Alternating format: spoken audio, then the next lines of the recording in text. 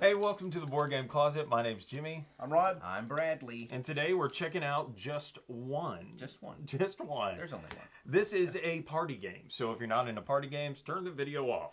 Bye-bye. No. Stay. Stay. But this is a game it won some awards, and I remember I heard that it had won some awards, and so I just picked it up at the local game store, and then I finally got to play it, and well, I guess we'll get into what That's I think right. about it, right? Yeah. So in all of our video reviews, we do a simple one-die rating. Buy it, play it, or hate it. Yep. Green means go buy this game and add it to your collection. White means maybe you wouldn't buy it, but you definitely play it. And then red means don't buy it, don't play it because you hate it.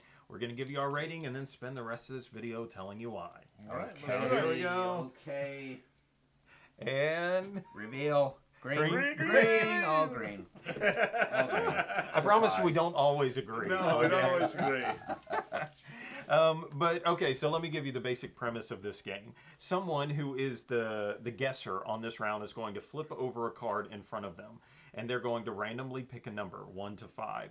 And everybody else at the table will see the word, and as long as everybody knows what the word is, then they go to work. They are going to write on their little, whatever this is, their plastic triangle here with a dry erase marker. All of this comes in the box. They're going to write one word that will help me guess what word is on there. Now, you can't do like simple things like if the word's princess, you couldn't write prince.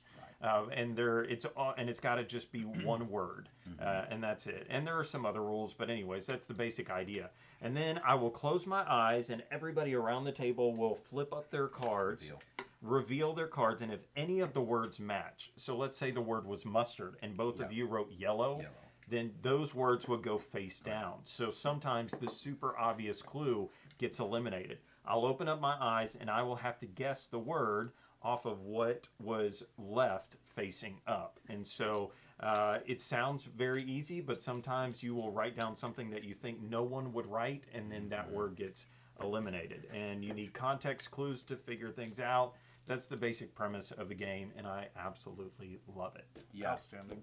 So I've played this game twice. And the first time I played it, it was an easy green. The next time I played it, I was going to do white. Oh, okay. Yeah. And so I'm on the fence about this one only because the second time I played it was on a holiday.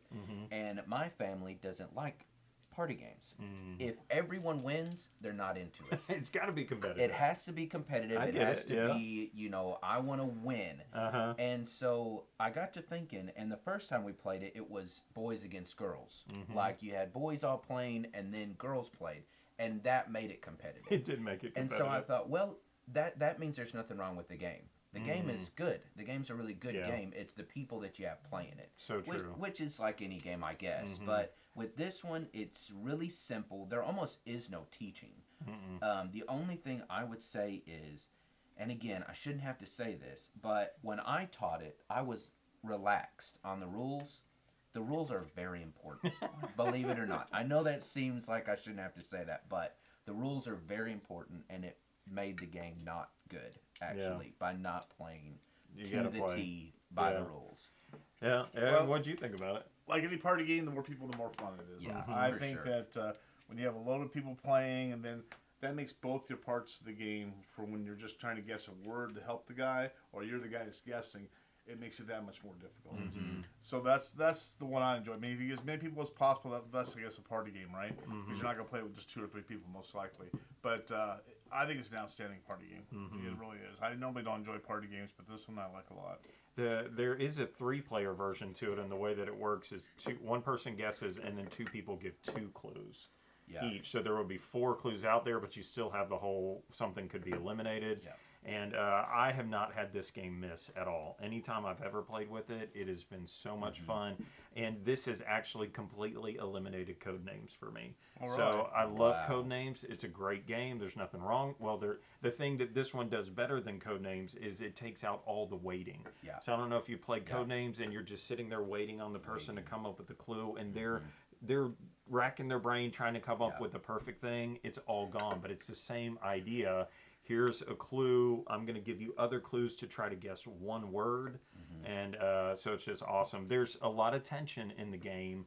because you only get one guess. And so you think, I've got what it is, and you're like, oh no, but could also be this. And so you feel that edge of just being able to say mustard, and then when you get it, and everybody cheers and they clap. Like every time I play this, people clap. And I know that sounds So silly, but they satisfying. get it, they're like, Yeah, yeah. it's satisfying. And you know, really, the game is only the deck of cards. Yeah. Right. Like all of this other stuff, you could, if years down the road this stuff breaks, you could use anything. You could use notebook and paper. Yeah, you sure know, could. with this stuff. And so really, the only thing you're playing with is the cards. And I like that a lot. It has a lot of playability, and the way that they've made it, the way that it's made, you could replay it forever, a ton. Yeah, and that might be the only thing that I'm excited to see that they come out with are more cards. Because we have played it, I've played it a ton now, and some of the words have come up before, but we just made a new rule that says if you get a word that we've gotten as a group before, tell them to pick another word. And so we just pick something else and go on. Because there's 5 on a card, there is a ton of replayability there. Totally. Yeah, I'd say that the stress level is very high in this game. Especially when it comes to you and it's like, this is it. This is it. Don't mess This it is up. You can't mess it No, up. and you've only got 2 or 3 clues. You only have 2 or 3 clues because the other people pick the same stuff and you're sitting there trying to guess it. It can be pretty difficult. What's also fun about it is, and we didn't talk about this part of it, is, you know, half the people can't spell very well. So the spelling of some of the words are a crack. I'm trying Spelling, to figure handwriting. out.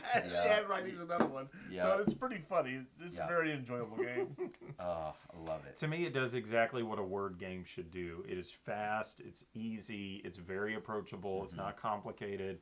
And so even if you don't have a huge vocabulary, you can be very creative in the clues that you get. And so that's a big deal.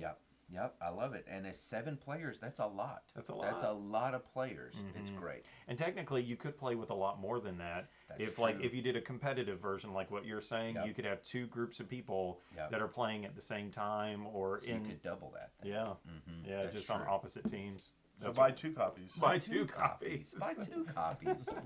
All right, that's it. Just one. Just one. Just one. Only one. Go get it. There can be only one.